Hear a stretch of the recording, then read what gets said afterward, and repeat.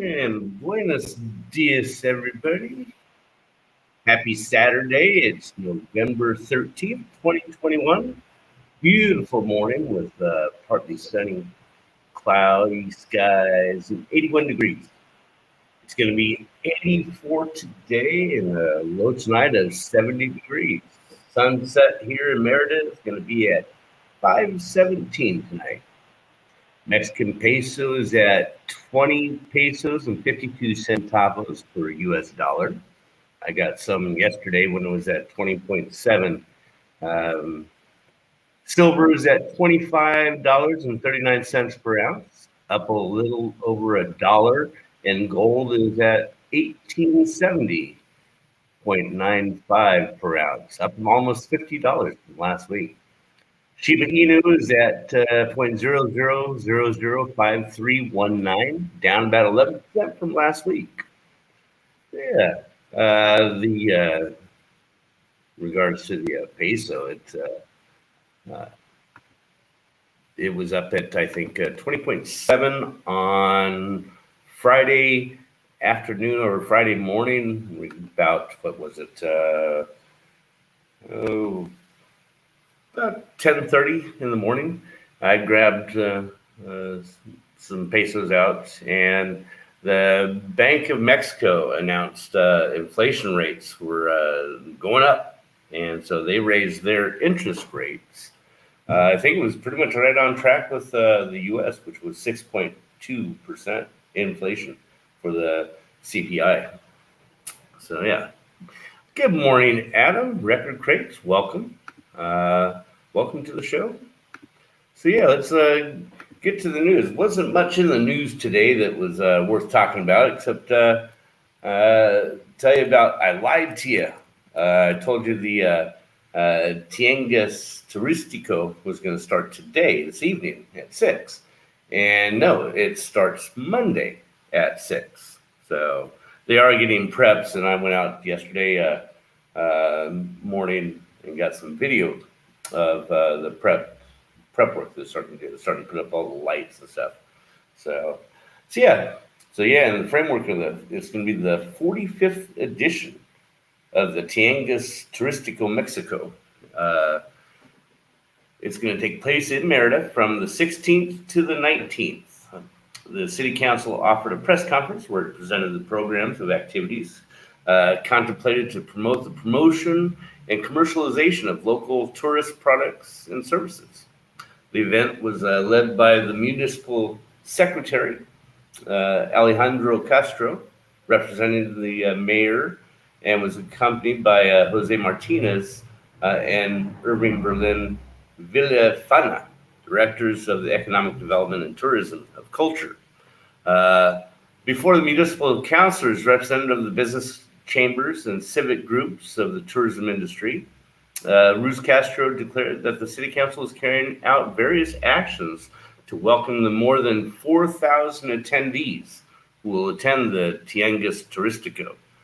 Creative and innovations have been the elements closest to tourism and have become the best allies to work on the development of tourism products focused on the profile of the visitors to the new normal, with pandemic and all that.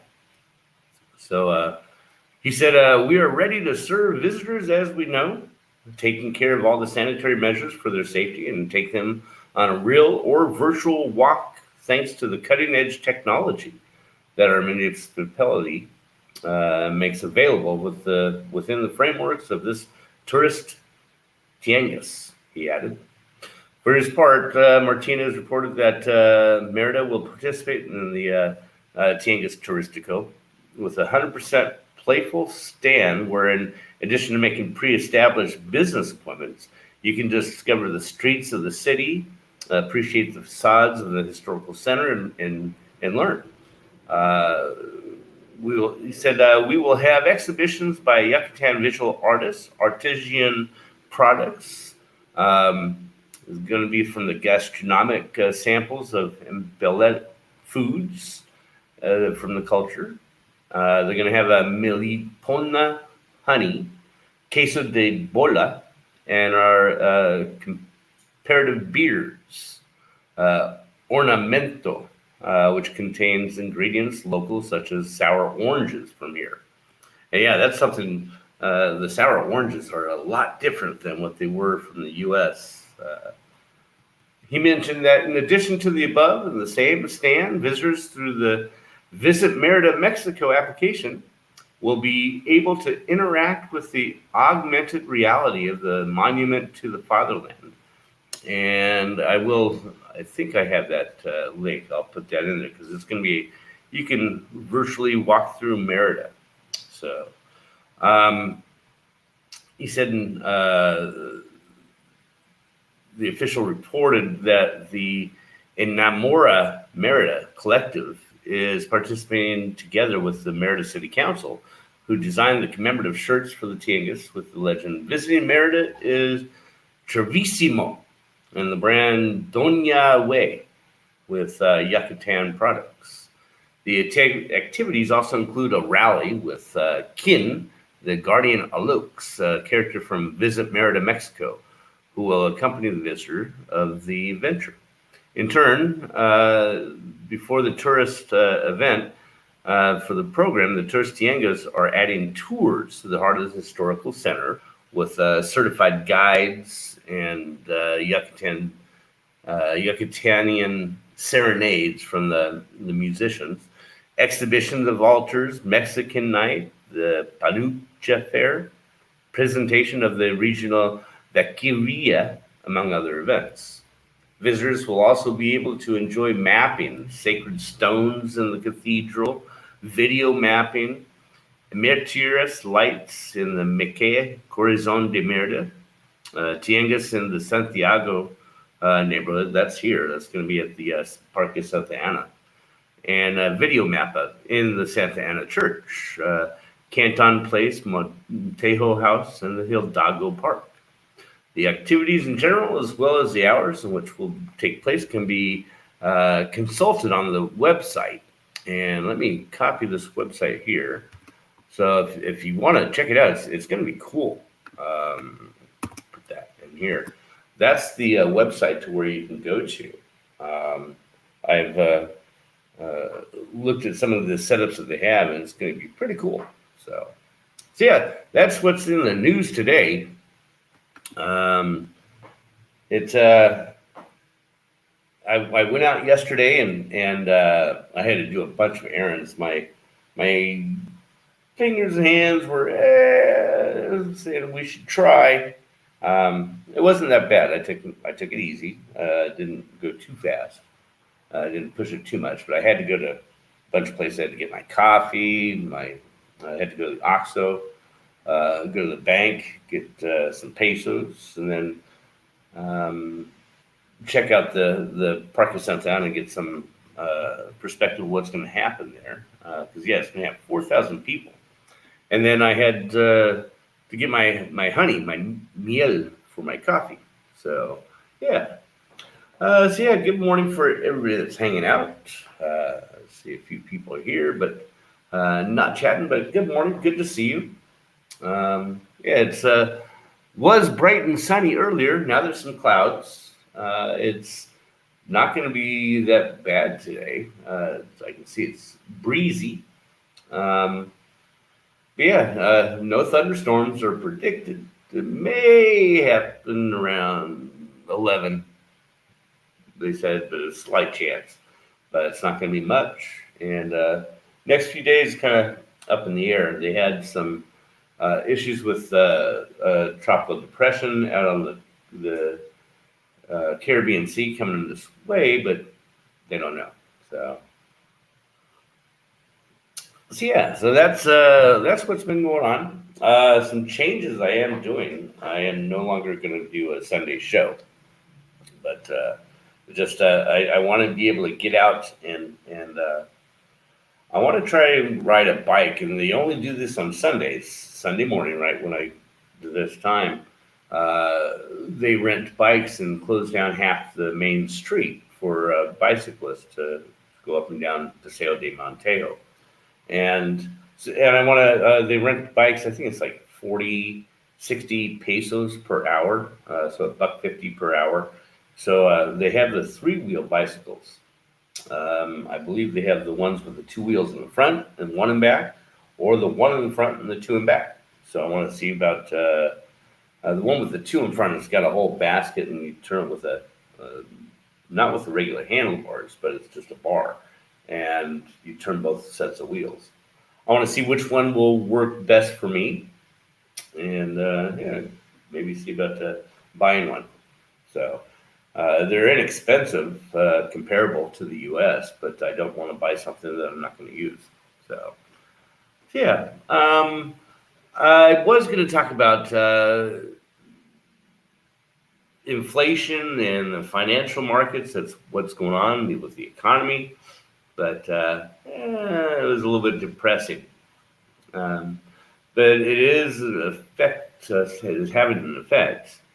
I'll miss you on Sundays, but have a blast with bikes. Thanks, Adam. Yeah, the inflation is uh, the Biden infrastructure bill was passed by the U.S. Congress on Tuesday, I believe, and the implications that it has. There's also something in there for reporting purposes with cryptocurrencies. Now, that's not going to take effect until 2024, but people are now going to have to start looking at their cryptos because they will be required to report any transactions. And the thing is, any sales of your cryptocurrencies. Good morning, Anthony. Sorry I'm late. Lost track of time. Oh, no worries. Um, with the bill, they're giving the IRS power and telling all these cryptocurrency platforms they will have to report any sales that they do, a customer does. Now, here's the issue.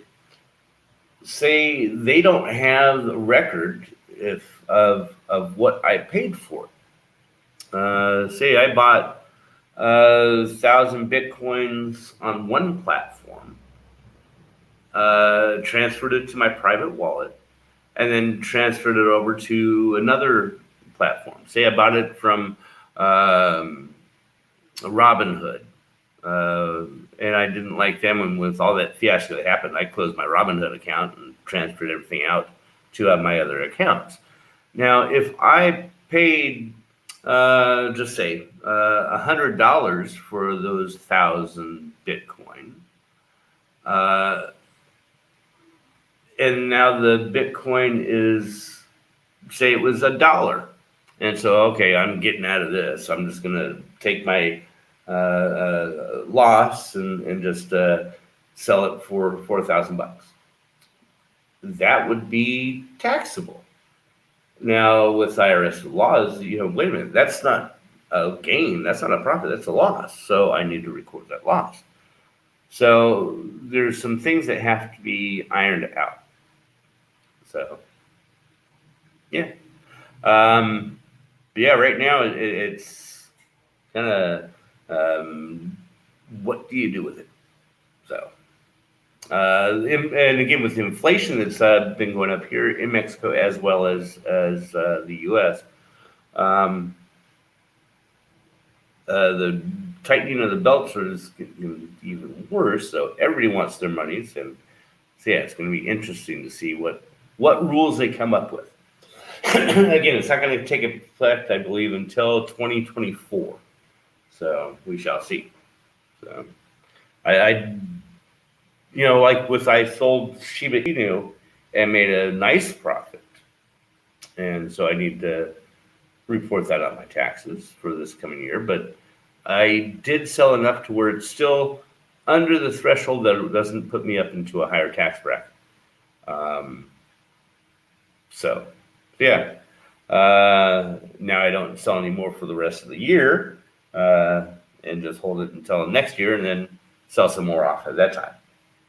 So, if I want to, or just hold it. So, yeah. What are your thoughts on that?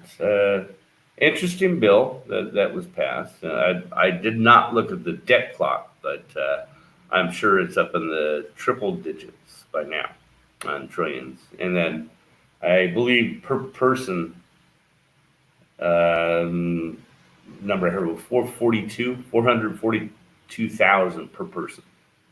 They are giving themselves enough time to fix the stupid parts and allow them to find the most revenue for taxing.